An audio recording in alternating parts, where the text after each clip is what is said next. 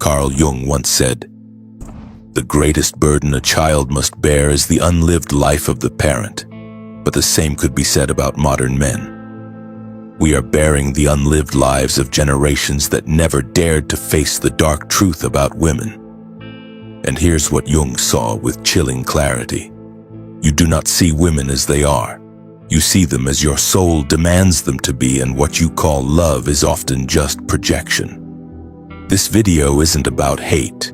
It isn't about blame.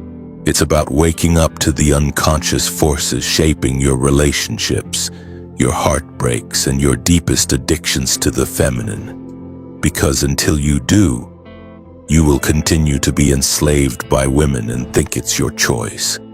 Jung believed that within every man lives a hidden figure, the anima, his inner feminine, the embodiment of emotion, intuition, sensitivity, and soul. But here's the dangerous part. If a man does not become conscious of his anime, she takes over. She becomes projected onto real women, not as they are, but as he needs them to be. You meet a beautiful woman and suddenly she feels like home. You've known her for 5 minutes, but she gets you. You think it's fate. Jung would call it psychic possession. You are not falling in love with her. You're falling into your own unconscious. The anime whispers, she'll save you, she'll complete you, she's different, but it's not real. It's not her, it's you chasing your lost soul through someone else's body.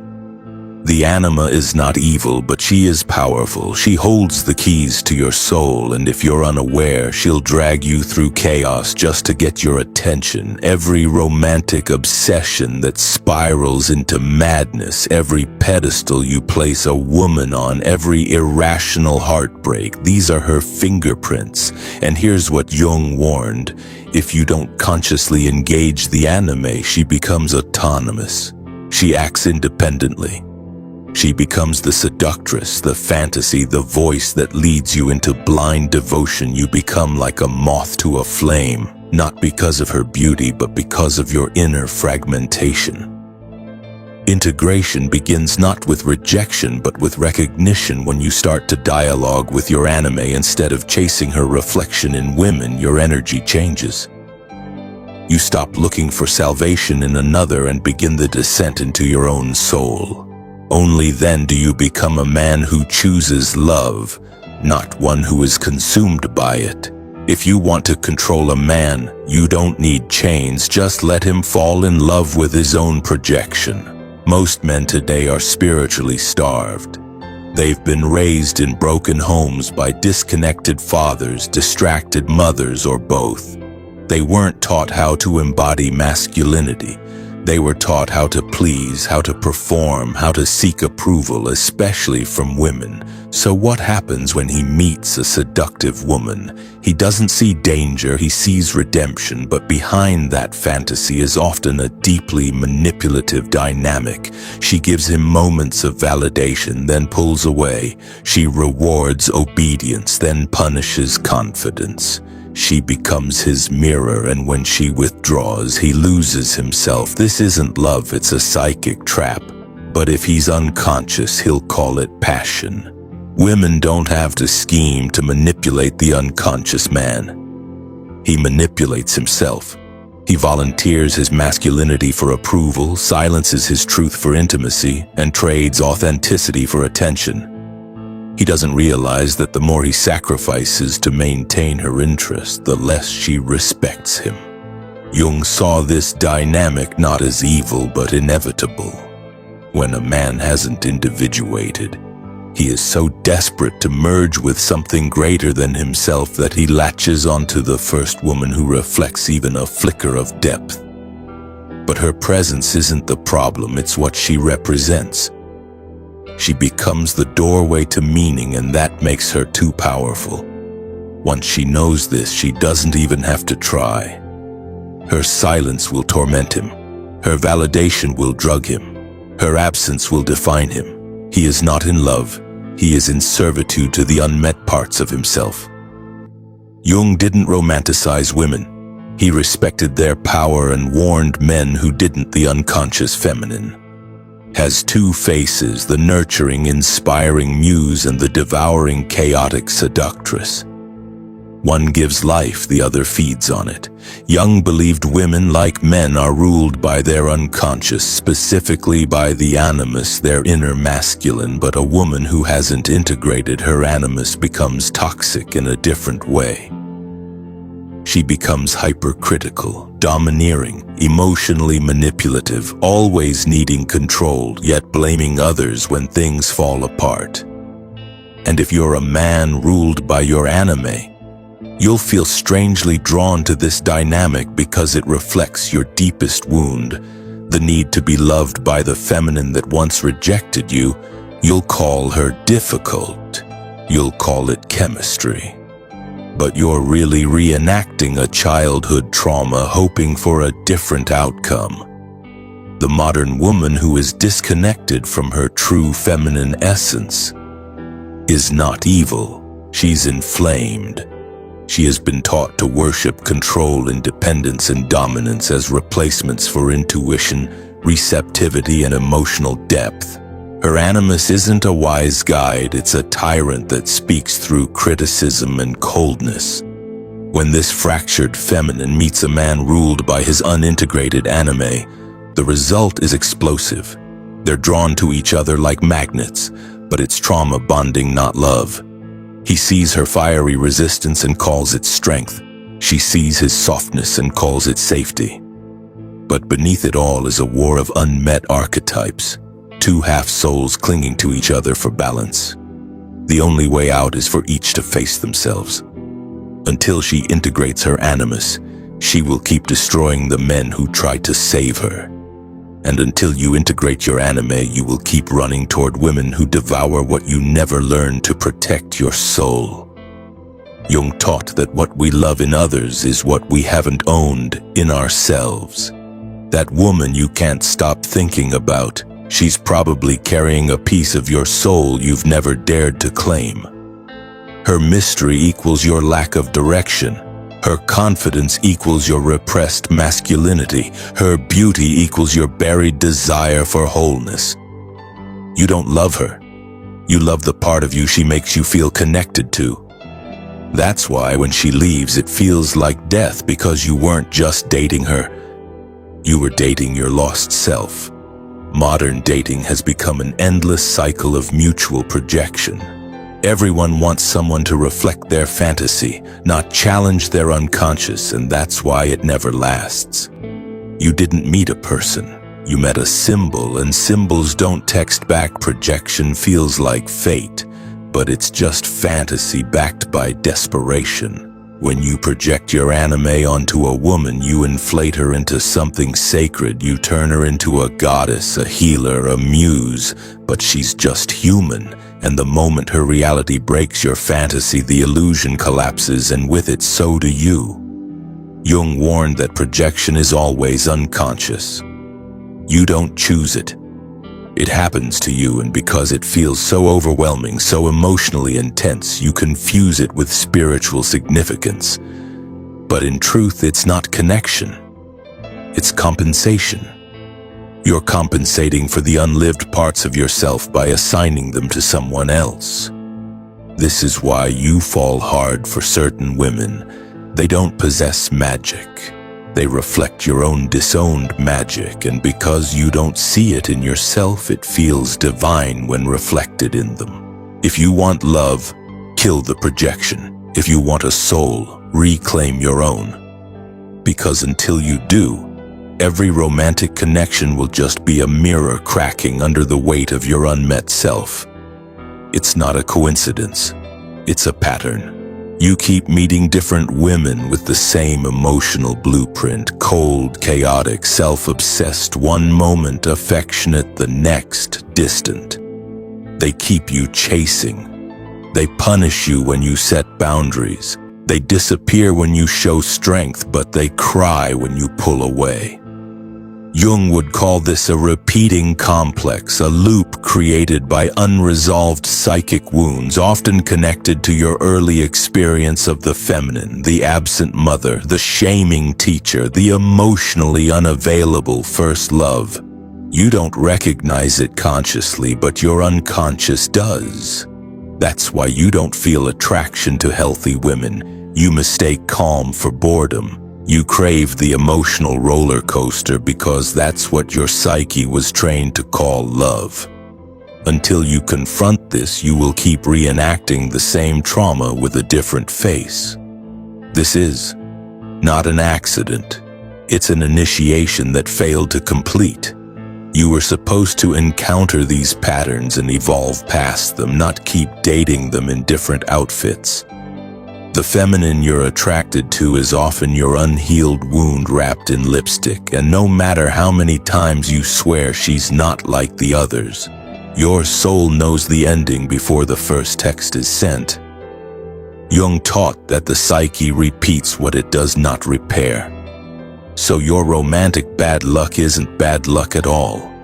It's your unconscious begging you to stop sleepwalking through your desires. You'll keep attracting the same chaos until you gain the courage to ask, why am I drawn to the pain? What part of me still believes this is love? What am I recreating, and why? When you stop asking, why does this keep happening to me, and start asking, what is this trying to show me about myself? That's when the spell breaks. That's when she stops being your mirror and starts being your teacher. An anime-driven man is emotionally reactive, easily seduced, spiritually empty, always chasing completion in the form of a woman he doesn't lead. He pleads, he doesn't attract, he adapts. He isn't sovereign, he's suggestible. This kind of man becomes a plaything for feminine chaos. He's addicted to romantic highs and devastated by emotional withdrawal. He calls it deep love. Jung calls it archetypal possession. In modern terms, it's a simp with a psychology degree. No woman will respect a man like this. She may use him, manipulate him, even keep him around, but she will never surrender to him, because how can she surrender to someone who is ruled by her image? The anime-driven man is not weak. He is unclaimed. He is a man with fire in his chest, but no direction for the flame. And so he lets women shape his worth. He lets approval define his value. He waits for the feminine to crown him whole, never realizing that crown must be forged from within. This man lives in a state of spiritual dependency. He believes that love will save him, that romance will restore him, that intimacy will finally silence the storm. But it never does, because he isn't chasing a woman, he's chasing transcendence. And until he realizes that no woman can carry the weight of his unlived soul, he will remain stuck in cycles of infatuation, collapse, and shame. Jung knew this pattern well. He saw that when a man lacks initiation, he seeks it through the feminine, but she cannot initiate you. She can only reflect whether you've done the work. Until you stop outsourcing your worth to her gaze, you'll never become the man she could truly admire. You'll just be another shadow orbiting her flame, mistaking heat for love. Here's a brutal truth most men can't handle. Women don't desire you, they desire what you awaken in them. It's not about you. It's about what you represent to an unconscious woman. You are either a projection of her father, a servant to her ego, a threat to her control, or a mirror to her shadow. Most modern women do not want a man, they want an emotional fix, a validation machine, a momentary drug to numb their own disconnection from the feminine soul. And if you show up with real masculinity, grounded, aware, disciplined, they will either be terrified of you or transformed by you, but never indifferent. That's the test. If she is indifferent to you, you are not sovereign enough to touch her unconscious. Female desire is layered but not random. Jung believed women, like men, are shaped by their unconscious, and that means their attraction is rarely logical. It's symbolic. They are not drawn to status, they are drawn to meaning. And in a spiritually bankrupt culture, most men don't offer it. They offer performance, compliance, excitement. But a truly integrated man doesn't excite her nervous system. He commands her attention without trying, not through force but through presence. A woman senses when a man cannot be moved by her games, when he doesn't flinch at her silence. When her beauty does not seduce him into submission, that's when she feels something ancient awaken respect. You don't earn desire through effort. You evoke it by embodying the part of her psyche. She's never made peace with the masculine she fears but secretly craves. This is not about domination, it's about depth, because if your presence doesn't challenge her animus, she will never open to you. She'll control you, resent you, outgrow you. But if you confront her unconscious, if you touch the part of her soul that trembles in your presence, that's when desire becomes devotion. To truly integrate the anime, you must stop chasing women and start facing your own soul. You must become dangerous, not violent, not toxic, but psychologically sovereign. A man who knows who he is cannot be manipulated by beauty. He sees through seduction. He doesn't collapse when withdrawn from. He doesn't beg for validation because he is complete in himself. This kind of man doesn't need the feminine. He chooses it. And women feel that when a man has integrated his anime, he becomes terrifying to the modern dating world. Why? Because he can walk away, because he cannot be seduced by surface, because his love is not for sale.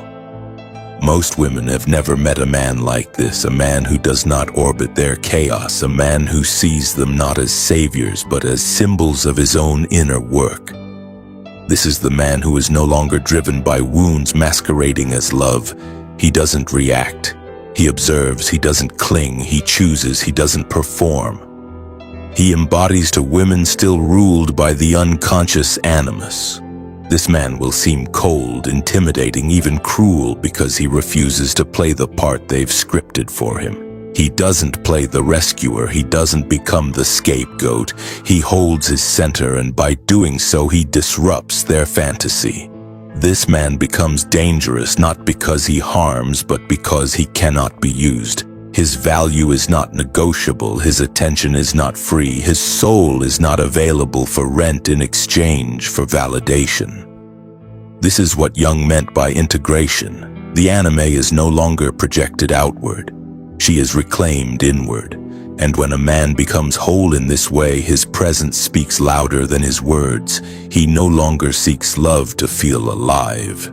He brings life into love, and once you reach this level of sovereignty, the entire game changes, because now you're not trying to impress women, you're awakening them. Jung's solution was never to reject women, but to withdraw your projection, to see clearly, to reclaim the qualities you've cast onto them, and to integrate those traits into your own being. You see beauty in her. Find the beauty in your life. You admire her mystery, explore the mystery within you. You crave her emotional depth. Develop emotional intimacy with your own soul. This is what Jung called individuation, becoming whole. And only when you become whole can you meet a woman as an equal, not a savior, not a seductress, not a mother, not a muse, but as a person. Only then can love be real. The process of reclaiming the anime is not poetic. It's brutal because it demands that you stop outsourcing your longing and start sitting with your own emotional hunger. Instead of needing a woman to soothe you, you learn to hold yourself. Instead of needing her attention to feel worthy, you earn your own gaze. This is what separates the unconscious man from the integrated one. The former needs her to feel whole. The latter realizes she was never the answer, only the mirror. Jung taught that the inner feminine must be made conscious, not idolized, not suppressed, not chased in the form of lovers, flings, or fantasies, but brought back into the psyche, fully acknowledged and respected. Only then can a man walk through the world unshaken, not because he has no emotions, but because his emotions no longer own him. And when you become this kind of man, You stop falling for potential. You stop mistaking lust for love. You stop calling your projections her. You become so rooted in your own being that the only women you allow close are those who bring clarity, not confusion. Carl Jung didn't write dating advice. He wasn't trying to help you get the girl. He was trying to help you reclaim your soul. His warning was this: when you do not make the unconscious conscious, it will direct your life and you will call it fate. Most men think they'd been unlucky in love. They weren't unlucky, they were unconscious. They mistook obsession for love. They called chaos chemistry. They chased projections and blamed women for the crash. But here's the truth. Jung knew women are not your problem. Your unconscious is until you face that you will always be ruled by the feminine, but never truly loved by it. The world doesn't need more men who memorize red flags. It needs more men who know how to face their inner fire without running, men who stop blaming women for the storms inside them and start doing the one thing. Algorithm or dating coach can teach shadow work. You don't fix your life by fixing women. You fix your life by integrating the very parts of yourself you've spent years projecting onto them. Your chaos, own it. Your longing, explore it. Your heartbreak, let it initiate you, because Jung's message wasn't avoid women, it was face yourself so deeply that no woman can steal your soul again. This is the dark truth. She was never the answer, she was the reflection. And once you realize that the spell breaks, the grief begins, the work begins, and the boy inside you dies, only then can the man emerge. Not the man women fantasize about, not the man culture rewards, but the man who walks through the world with clarity because he no longer seeks wholeness in her eyes. He found it in his own. This is Carl Jung's dark truth about women. They are not here to complete you. They are here to confront you, to reflect what you haven't claimed in yourself. You do not become a man by seducing women. You become a man by integrating the feminine within. Only then do you stop chasing. Only then do you see clearly.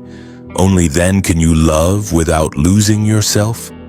So if you're tired of the chaos, the heartbreak, the confusion, don't look outward. Look inward, because the woman you're really searching for is buried inside the man you're afraid to become. If you found value in this video, please like, share, and subscribe to Echoes of Wisdom. Your support helps spread timeless philosophy to those who need it most. Thanks for watching.